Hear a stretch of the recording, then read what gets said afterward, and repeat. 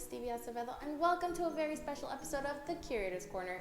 Today on this episode, we'll be talking about Mexicans in Rancho Santa Anita. The land that Arcadia sits on was once called New Spain, a Spanish colony that gave rise to missions, such as the nearby San Gabriel Mission. But starting in the early 19th century, Spain's colonies began to rebel, and in 1821, Mexico wanted its independence from Spain.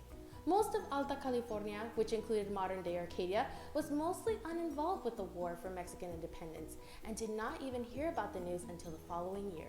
The most conspicuous change was the secularization of the mission system, and Mexican governors were encouraged to sell off the vast former mission lands and make land grants to individual landowners. Rancho Santa Anita would first be owned by a man named Hugh Reed. Scottish by birth, Reed applied to petition for Rancho Santa Anita, but was denied because he was a foreigner. So Reed would go through the process to become naturalized as a Mexican citizen, and was even baptized as a Catholic. He took on the name Don Perfecto Hugo Reed. As a Mexican citizen, he had the right to claim vacant public lands and was successful in petitioning for Rancho Santa Anita. In 1845, Mexican Governor Pío Pico granted Reed the formal title to Rancho Santa Anita.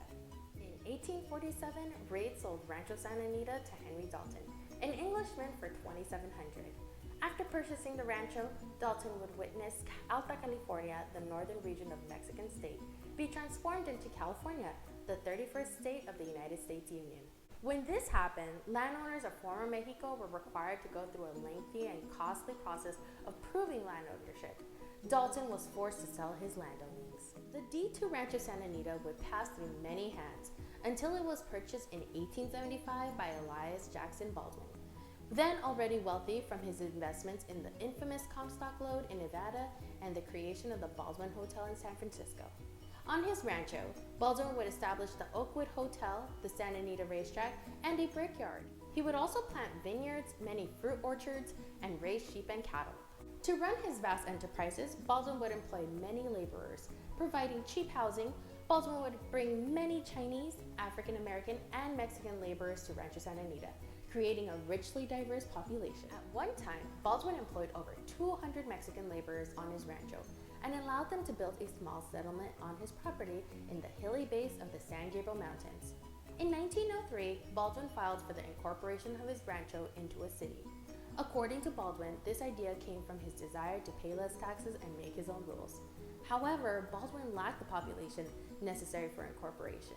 Against the wishes of neighboring cities Pasadena and Monrovia, as well as an anti-saloon league, Baldwin began shipping families from Los Angeles by the way of the Pacific Electric Railway.